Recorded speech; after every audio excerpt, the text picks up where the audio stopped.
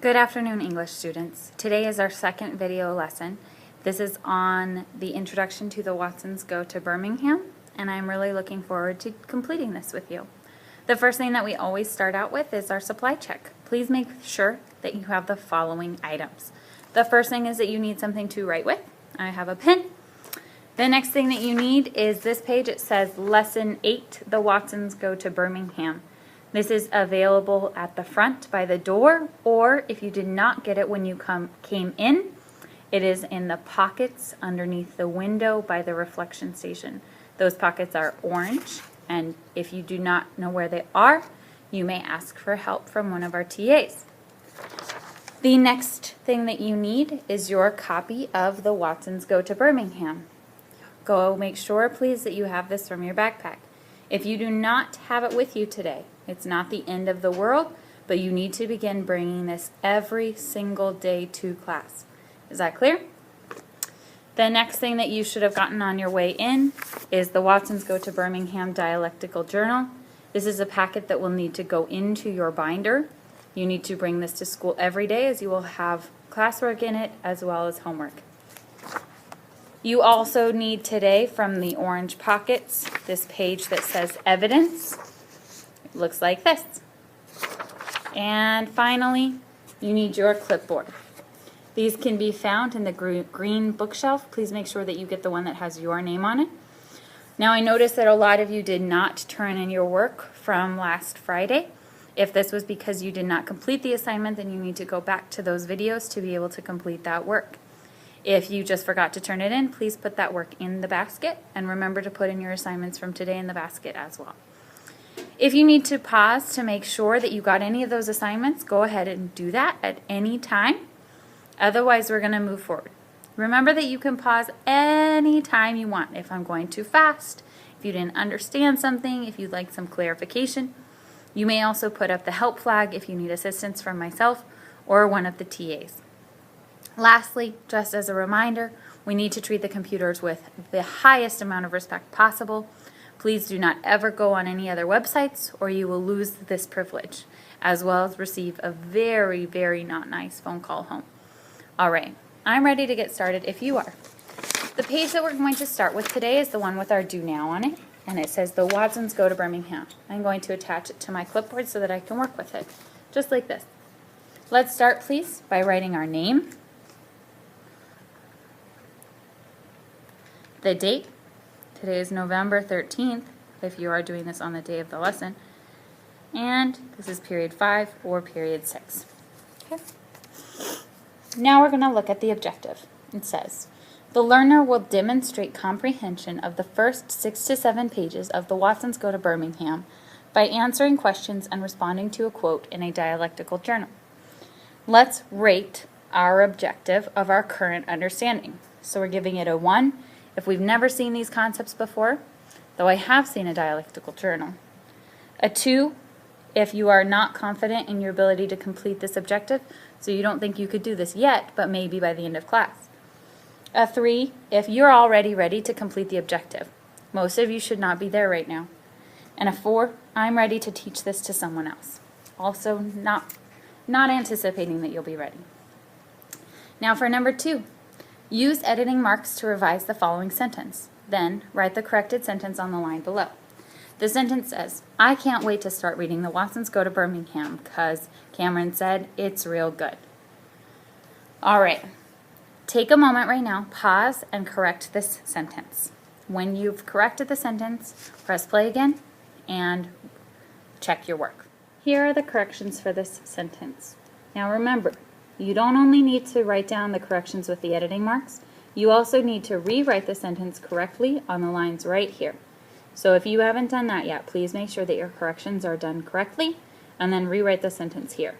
Please remember to use nice handwriting, as I will be looking at it very carefully. Once you have done that, we can move on to number 3. Number 3 says, Tuesday, write P2s to support the following P1. It is important to honor and respect veterans of foreign wars. So I know that a P1 is a topic sentence, and I want to think of 3 P2s to support this sentence.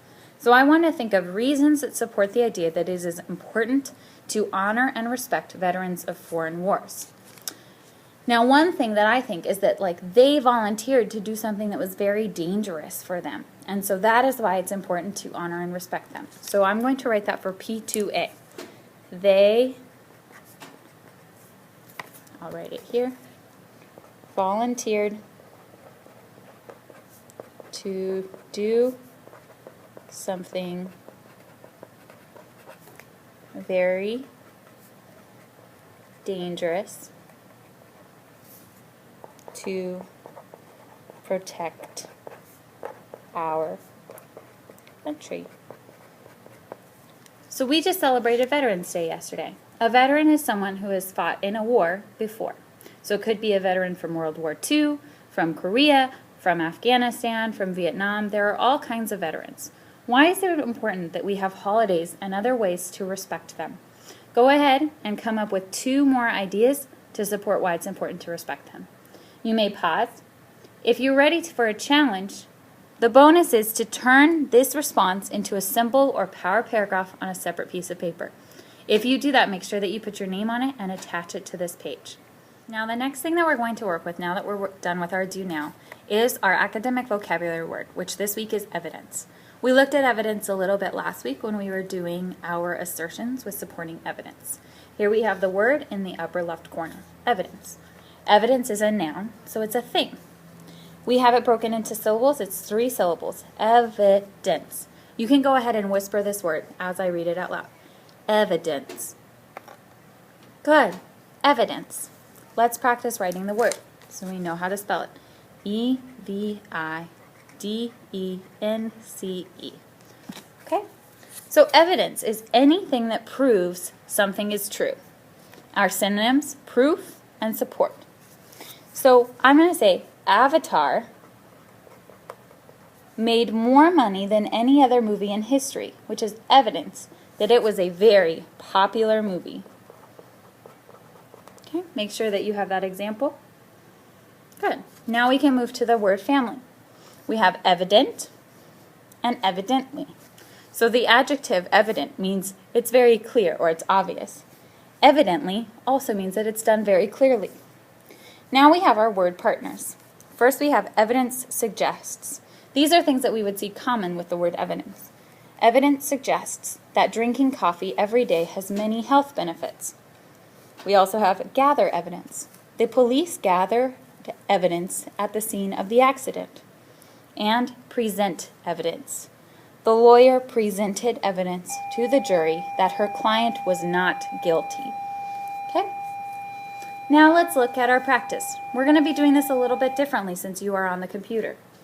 Here we have, when you write a paper for class, you have to present evidence to support your blank.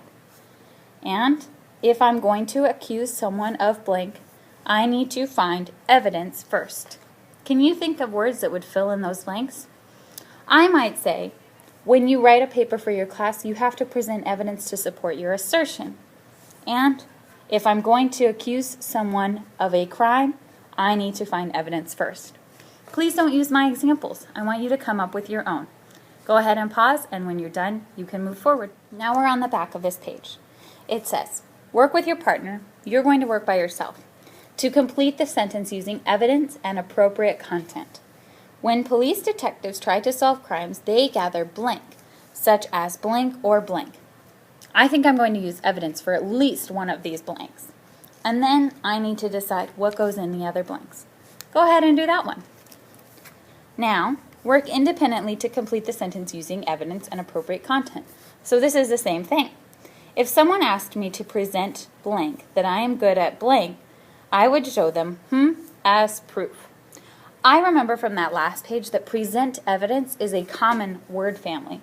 So I'm going to write evidence on this line because I know that this is already going to make sense. If someone asked me to present evidence that I'm good at blank, I would show them blank as proof.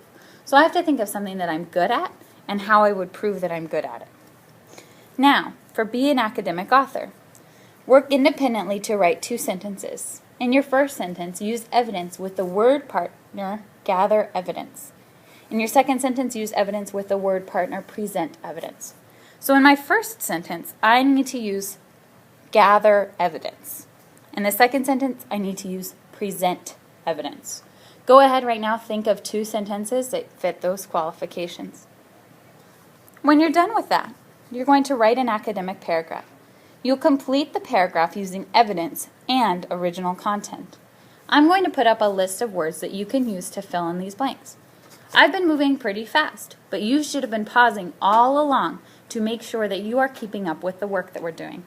At any time, make sure that you go back to check your work and make sure that you fit all of the requirements of this assignment. Here are some words that you may choose to use to fill out your paragraph. Notice that evidence is up here 3 different times. That means that you will likely use the word evidence 3 different times. For the other words, you may decide to substitute other content area words that make sense, but I recommend using these if you're struggling. Go ahead, pause with these words on the screen, and fill out your paragraph. Now that we've done our work with evidence, it's time to return to our normal class worksheet. On the back we see direct instruction. Dialectical journals. We will review the dialectical journal together. Afterwards, we'll go back and re-rate ourselves if we need to. This means I need to pull out my dialectical journal. Mine looks like this. I'm going to put it on my clipboard so that I can access it easily. Let's read this top part in the box. It says, this journal is worth a significant, that means a lot, portion of your grade. You are expected to bring it with you to school every day and complete homework in it nearly every night. If you forget this journal at home or lose it, you will receive a demerit. Yikes, I'm going to put it on my binder. If you need more than 2 replacements, you will receive a phone call home. Ooh, I definitely don't want that. And I don't want anyone to steal this from me because I'm going to be putting a lot of hard work into this. I'm going to write my name right here. And what period I'm in, which is 5 or 6. Go ahead and do the same with yours. Then we're going to look at the back of this first page.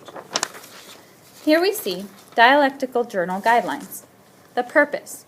The purpose of this dialectical journal is to engage in a conversation with the text by reflecting on what you read.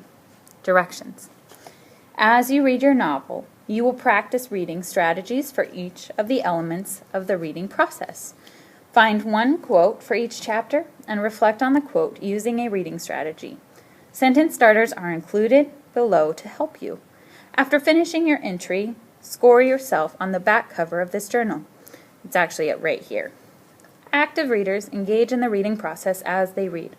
The 6 reading strategies are predicting, questioning, connecting, clarifying, visualizing, and responding. Here's a list of all the sentence starters that I could use when I'm responding to my quote.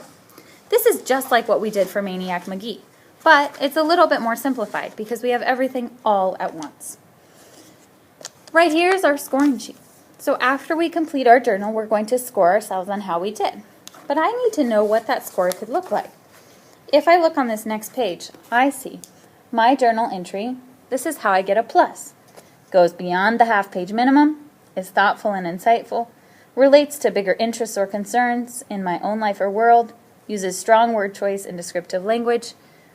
Then I have a check, fulfills the half-page minimum, is thoughtful about the text only, uses appropriate word choice and descriptive language. That's one I want to aim for. I always want a check or a plus. Then I have a check minus.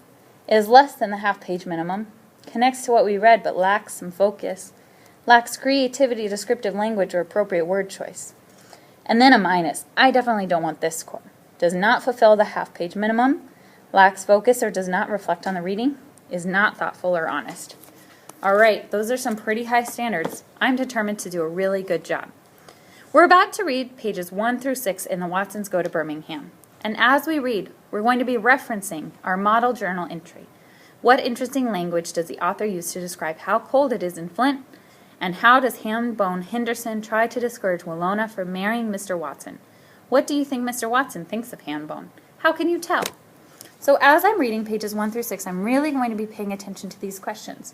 I'm also going to pay very close attention to a quote that I might decide to use from this chapter.